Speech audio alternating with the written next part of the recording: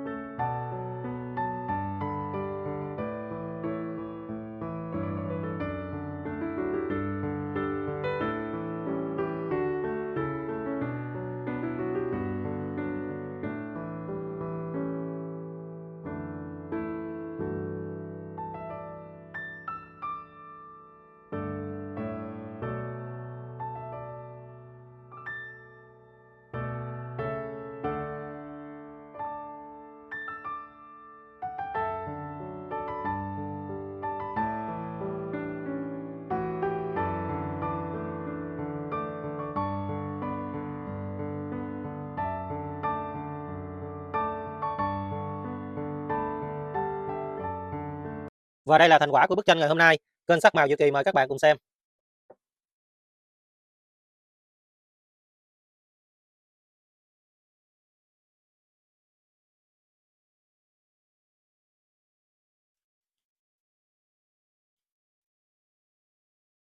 Video đến đây là kết thúc. Kênh Sắc Màu Diệu Kỳ cảm ơn các bạn đã theo dõi hết video. Nếu thích video này thì hãy nhấn like và đăng ký kênh để ủng hộ cho Sắc Màu Diệu Kỳ nhé.